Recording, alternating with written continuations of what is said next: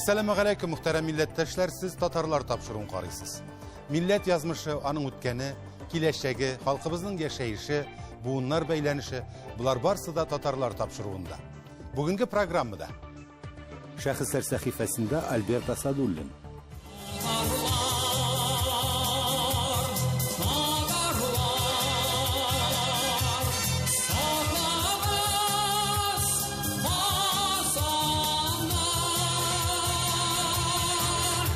Башкортстанның Бакалы районы Камышлы-Тамакта Ак Калфак оешмасы эшли башлады. Bu avullarda şuşu xatlı халыкның bizga yordam etirge birden buluğun күргәчтен көңел күтәрелеп китте, әле тагында эшлесе килеп китте. Бәгәрәк Тамакта шик сакчыларына һәйкәл ачылды. Bizim Üzberek avundan soğuş yıllarında bir küp halk soğuş fırında kırılıp kalganlar indi. Bizim avuldan Uralski digitler bir kübüsü granitsada служиткандар. Балык кап яр буенда ялтырап ят. Олы Мәңгәрдән Гөлия Садыйкова. Шулай такмаклап кына балык тотып булса бик җиңел булыр иде ул. Һәр эшнең үз тәртибе булган кебек, балык тотуның да үз җайы, хикмәте бар. Тарихи vatanımızdan çitte yaşauşu milletteşlerimiz şaktı küp. Aralarında nindi gine talant yeleri yok. Ressamlar, sınçılar, galimler, şagir, jırçılar, sanı kitsen bir hesap. Tatar halkına, medeniyetine, sənqətine bir taraf tügül alar. Ni bilengine şıgıllenseler de millilik çitte kalmay. Sankt-Peterburg şehirinde yaşayıp icat etuşu, Rusiyanın at kazangan Tatarstan Respublikasının halk artisti Albert Nurullaoğlu Asadullin da şundaylardan. Şahıslar sahifesinde bugün söz ona.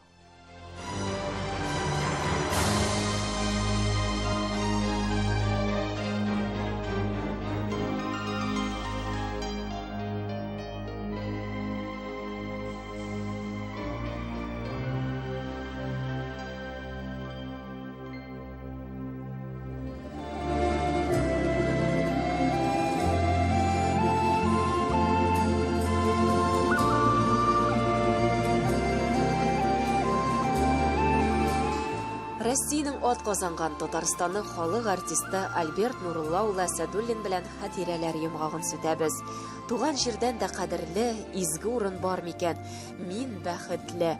Бүген дә шушы урынга кайта, күңел түрендә сакланучы кадерле истәлекләремне яңарта алу мөмкинлеге булу белән бәхетле мин ди ул. Бу суконка минем. Менә шушында тудым инде менә. Менә тегенә суконный базардан тегендә иде. Берне 100 метрдан мондан шуннан сукуны узгач шунда менә тагы 100 метр анда минем инде йортым булды.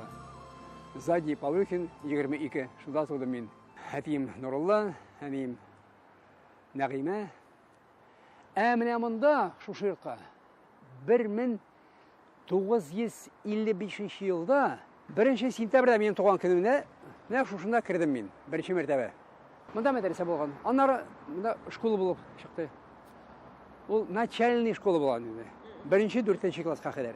Татар теле дә монда булды. Өйдә дә әтибез әйтәдер, улым, кызларым татарча гына сөйләшәбез. Кечкенә чакта мәктәптә укыганда бик тик тормас идем мин.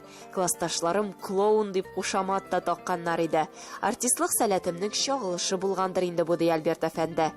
Ләкин шунсы кызык. Җыр дәресеннән икелегә укыдым хәтта ди. Мәктәптән соң Казан сәнгать училищесына керә. Соңрак укуын Санкт-Петербургта сәнгать академиясендә дәвам итә. Җырлый башлый. Үзешчән ансамбльдә чыгышлар ясап йөргән. Иҗаттагы төп юнәлеше рок. Когда я защитил диплом, получил диплом художника-архитектора в Академии художеств в Ленинграде, пригласили на профессиональную сцену. Пригласил меня великий музыкант, очень замечательный, очень выдающийся организатор, создатель первой в Советском Союзе вокально-инструментального ансамбля, как тогда называли ВИА, поющие гитары. Это был первый ансамбль в стране. И вот он пригласил конкретно для того, чтобы прослушать меня на исполнение главной роли, главной партии в опере, в первой советской рок-опере «Орфей и Эвридика». Әлеге рок-опера Гиннеслар рекорды китабына кертелә, гран-прига лайык була. 5 ел дәвамында Альберт Нурулла улы поющий гитара төркемендә иҗат итә.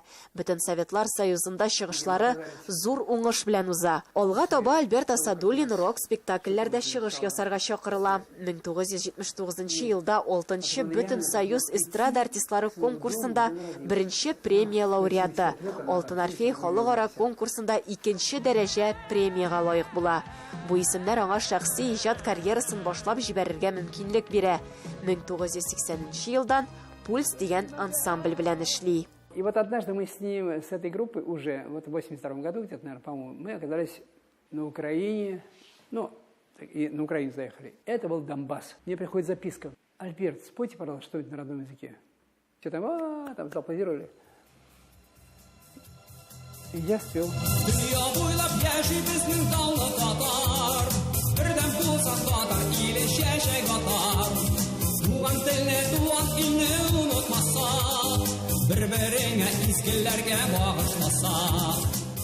Татар телендә җырлау теләге миндә уянып килә иде инде. Әлеге вакыйга бер этәргеч булды миңа ди ул.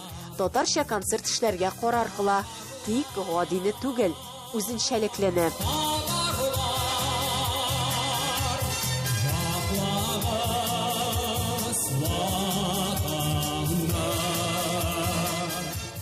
Я хотел сделать что-то, нечто такое, типа спектакль какой-то, перетекающий, чтобы это было из одной ситуации в другую, чтобы это была одна история, другая, третья. Вот, создал с моими очень близкими друзьями, Ильдар Назмеев, как администратор, как музыкант, и Масхуда Шамсудинова из Казани, композитор, который написал основные какие-то темы в этом. Это был произведение, в котором было и написана специальная музыка, и народные песни были, глубокие очень.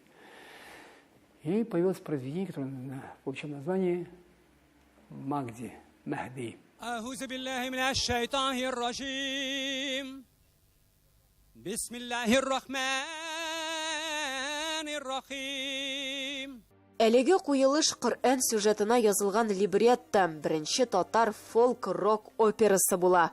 1990-1992 елларда Мәхди Татарстанның барлык зур шәһәрләрендә, Санкт-Петербургта һәм Мәскәүдә күрсәтелә.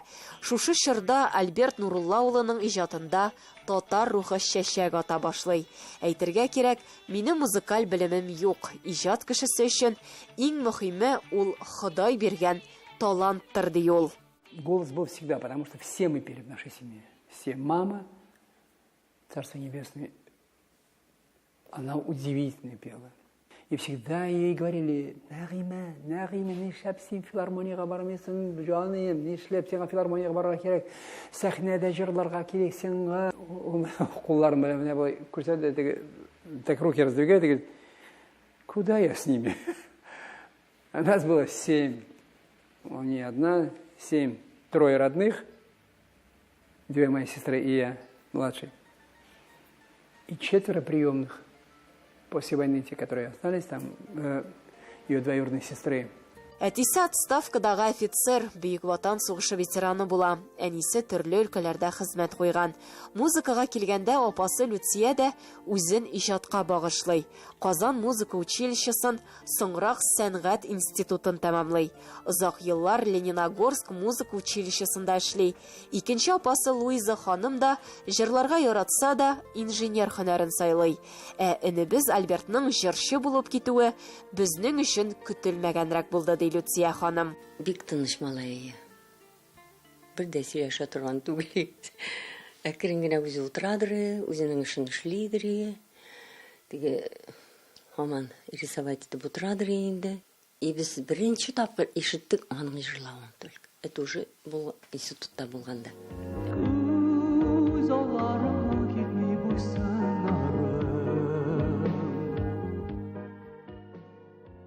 Бүген дә Казанда еш була. Татарстан Яңа гасыр каналы Болгар радиосы концертларында чыгышлар ясый. Киләчәктә дә шулай бергә булып, бергә яшәргә, иҗат итәргә язсын. Гөлия Садыкова, Татарлар, Казан. Башкортстанның Бакалы районындагы татар авылы Камышлытамак бай тарихлы. Гүзәл табигатьле авылның кешеләре дә иманлы һәм милли рухлы. Халкыбызның матур гырыф гадәтләрен, бәйрәмнәрен саклап һәм үстереп яшиләр.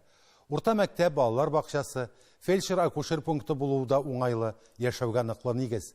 Элегрәк төзелгән мәчетне дә заманча материаллар белән яңарталар. Әле авылда тагын бер истәлекле вакыйга булды.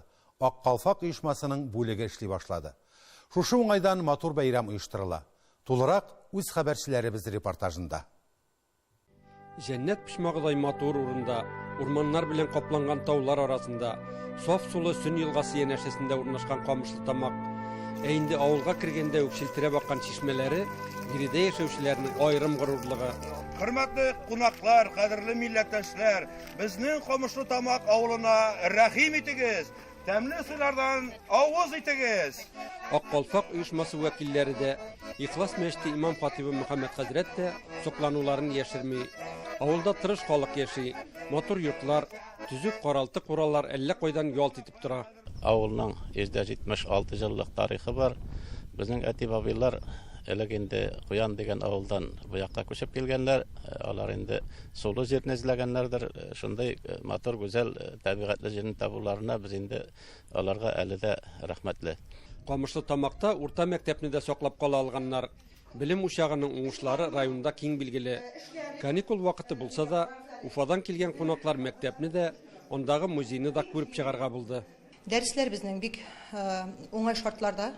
Кабинетыбыз уңай булгач, балалар да бу кабинетларга шатланып, куанып килеп керәләр. Аларның һәр чак йөзләре шат, һәм инде дәресләрдә алар бик активлар. Дәрес кенә түгел, хәтта иҗат эшләрендә дә алар үзләре теләк белдереп шигырьләр иҗат итәләр, хикәяләр язалар. Һәм инде ул эшләр белән без район, регион, хәтта бөтен Россиягә дә чыккан ярышларыбыз бар, уңышларыбыз бар. Авылда 20 еллап элек мәчет төзелгән булган. Шул вакыт эчендә аны төзекләндерү ихтыяҗы да җиткән. Заманча материаллар белән аның түбәсен дә ябалар, манарасын да тышлыйлар, эчен тышында матурлыйлар. Бу чыгымнарны каплауны абруйлы авылдашлары, Башкортстанның атказанган нефтчесе, техник фәннәр докторы Наил Баһаутдинов үз өстенә алган. Кунаклар сугышта һәлак булган авылдашлар хөрмәтенә куелган матур обелиск янына да килде. Мәрхүмнәр рухына дуга укылды. Ә киләсе очрашу урыны авыл мәдәният йорты каршындагы мәйданда. Биредә татар йорты корып куйганнар. Җирле сәнгать осталары җыр моңнары, биюләре белән күңелләрне күтәрә.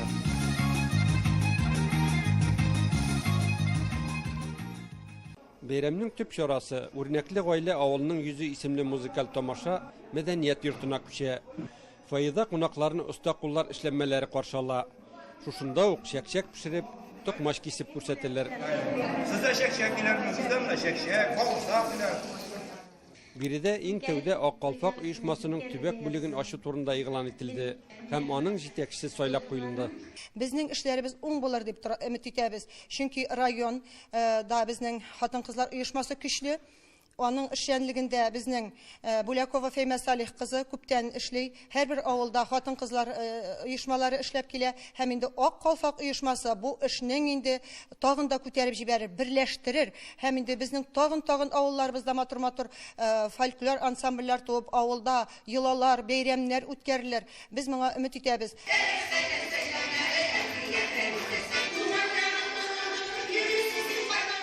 Тамаша залында чыгышларны Сәйлән ансамбле башлап җибәрә.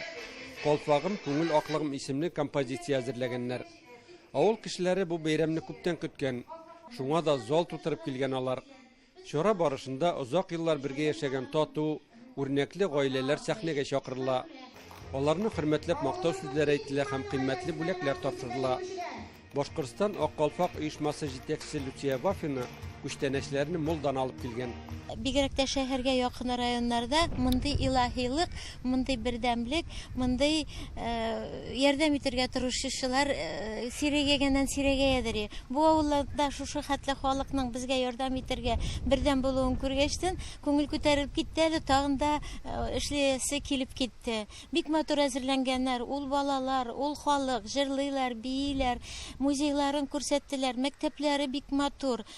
Искиткеч. Мондый халык булганда, мондый авыллар булганда, мин уйлыймын инде без үзебезнең уставта каралган гаиләне саклау, милләтне саклау, телне, гореф-гадәтне саклауны эшли алырбыз дип. Авылда яңа гына оешкан Ак калфак бүлеге киләчәккә матур уй-ниятләр кора. Газиз татар телебезне, милли сәнгатебезне саклау исә төп максат. Күрүебезчә, Камышлы Тамак авылы табигатьнең иң гүзәл пишмакларының берсенә урнашкан. Наил Бахаутдинов кебек күренекле шәхесләре авылның горурлыгы. Авылда Ак Калфак оешмасының төбәк бүлеге ачылу да аның рухи дөньясын баетачак. Фәнис Фәтхи, Татарлар, Башкортстан, Бакалы районы. Хөрмәтле тамашачылар, сез халкыбыз тормышына багышланган Татарлар тапшыруын карыйсыз. Программабызның икенче өлешендә. Бәгәрәк Тамакта шик сакчыларына һәйкәл ачылды. Bizim Үзбәрәк авылынан сугыш елларында бик күп халык сугыш кырында кырылып калганнар инде. Безнең авылдан уральский егетләр бик күбесе границада служит иткәннәр. Балык кап яр буенда ялтырап ят. Олы Мәңгәрдән Гөлия Садыйкова. Шулай токмаклап кына балык тотып булса бик җиңел булыр иде ул. Һәр эшнең үз тәртибе булган кебек, балык тотуның да үз җае, хикмәте бар. Россиянең шик сакчылары гаскәрләренең хәрби ел язмасына Көньяк Уралның Бәгәрәк Тамак авылы халкы да үз өлешен кертте. Биредә гаскәрнең 100 еллыгына барлык шик сакчыларына дигән дан һәйкәле ачылды. Тулырак Уралдагы хәбәрчеләребез материалында.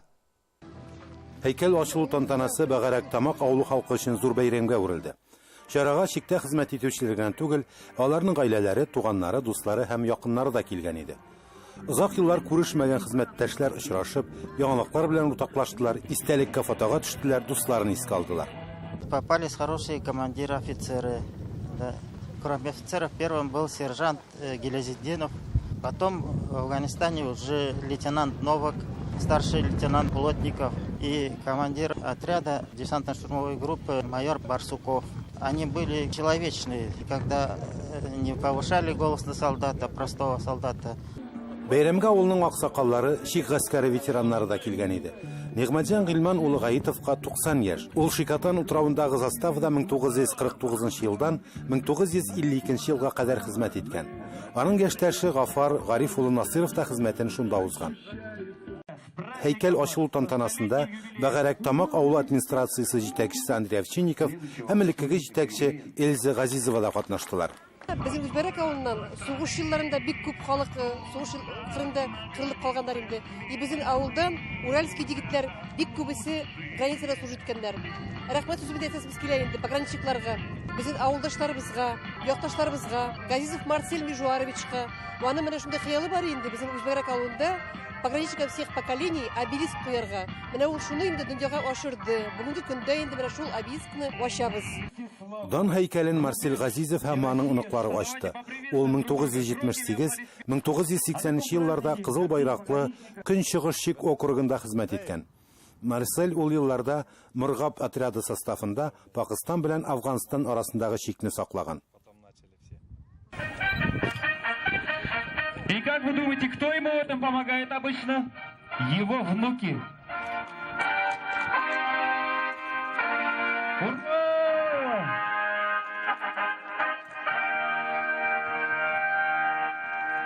Бәйрәм тамамлангач та халык тиз генә таралышмады. Мәктәп балалары шигырьләр укыдылар.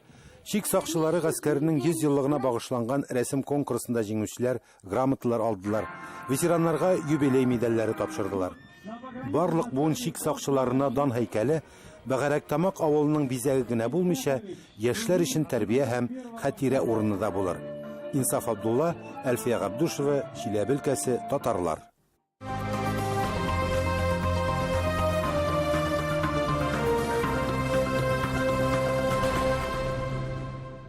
Дәвам итәбез, хөрмәтле тамашачыларыбыз. Инде җәйнең дә икенче аен ваклыйбыз. Көннәр бик кызу тора, ял итәргә бакча, кыр эшләрен карарга да көннәрен бирә Ходай. Җәйен иң рәхәт ял авылда дисәк, бер дә ялгыш булмас. Узган ялларда безнең төшерү төркеме Әтнә районының Олы Мәңгәр авылында булды. Сала халкы килгән кунаклар катнашында балык тоту ярышы узданды. Гөлия Садыйкова да әлеге бәйгедә катнашып, балык тоту нечкәлекләрен өйрәнеп кайтты. Киләсе видео язманы карыйк. Балык кап яр башында ялтырап ят. Шулай токмаклап кына балык тотып булса бик җиңел булыр иде ул. Һәр эшнең үз тәртибе булган кебек, балык тотуның да үз җае, хикмәте бар. Без менә хәзер Олы Мәңгәр авылының балыкчылар бәйгесендә Айдар күле буенда торабыз һәм әлеге бәйгенең беренче балык тотучысы ул безнең Казан егете Илнас. Илнас, сәлам. Бірінші балықны син эләктердең. Нинди балык иде ул? Ул минем карась булды. Минем абыем да, әтием дә балык тотырга беләләр. Алар мине өйрәттеләр кичкенә вакыттан. 7 яшьтән мин тотам балык. Афәрин Илнас, без күл буйлап сәяхәтебезне дәвам иттек.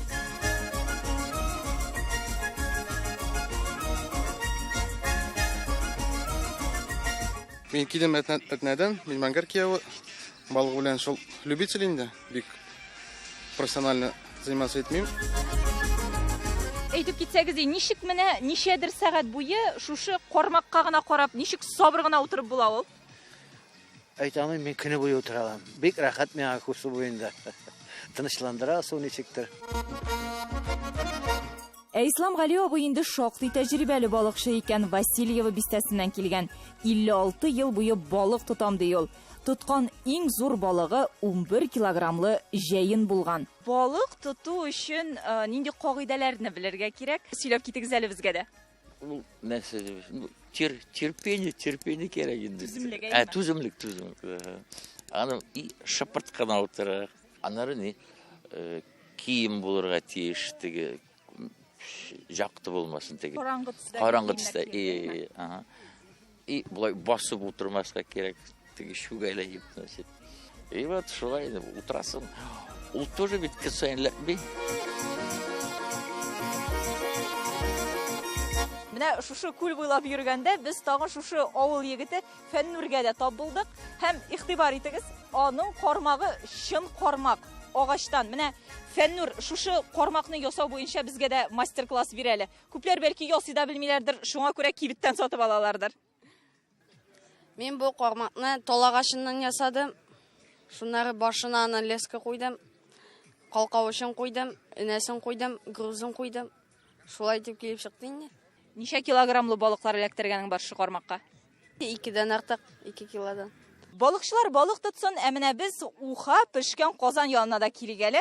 Бик тәмле күренә ул, аның пешекчесе Рафиг абый. Нәрсәләр салдыгыз? Учакта уханы ничек пешерергә кирәк? Сөйләп таныштырып китегез әле. Мен шу казанга мин башта су салып җибәрдем инде. Шуннан соң сезгә генә сер итеп әйтәм. Бу балык, бу шупа ухадан балыктан гына тормый. Менә бит. Иң башта мин анда бер тавык салып куятып алдым. Ул кайнап пешеп китер алдыннан мин аңа суганнарны, борычларны, әйберләрне салдым инде. Инде минем шупа әзер булам дигән вакытта гына минем дурышлагым бар име. Шушы дурышлакка балыкларны шушында салдым. Чистаткан балыкларны һәм яны шунда шупага батырдым. Ул шунда кайнады. Син ишен шулай шупага кытыклар чыккасын өчен. Менә шулай күңелле барды бәйрәм. Көн дәвамында балык эләгеп, шулпа пешеп торды. Инде чараның оештыручыларына килсәк, алар Олы Мәңгәр авылы халык театры. Кырыйларым тол басып бетергән инде, монда бер нәрсә дә юк иде. Инеш инде. Бәрәкәй генә елга.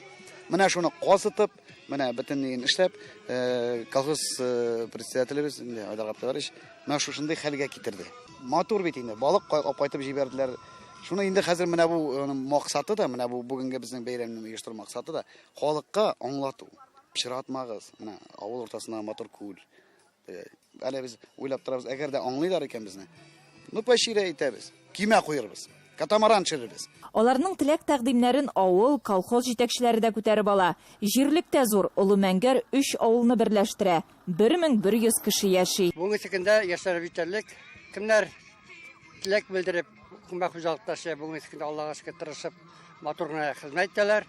Матурга әйтеп тормышларына бара, тизиләр, яңарталар, яшиләр матур итеп шәһәр җиренә бердә ким түгел дип әйтәсем килә.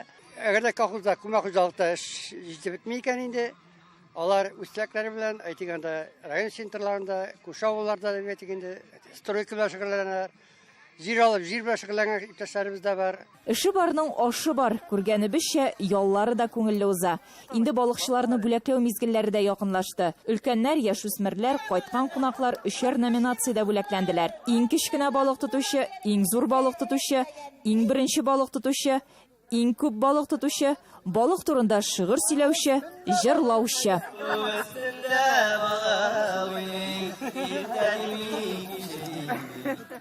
Гөлия Садыйкова, татарлар, Олы Мәңгәр авылы, Әтнә районы. Бүгенге менә шулар, хөрмәтле тамашачыларыбыз. Исән әле, имин әле без һаманда. Туар көн дә шулай имин булсын. Киләчәгебез өметле һәм якты булсын дигән теләктә без сезнең белән саубуллашабыз. Хушыгыз.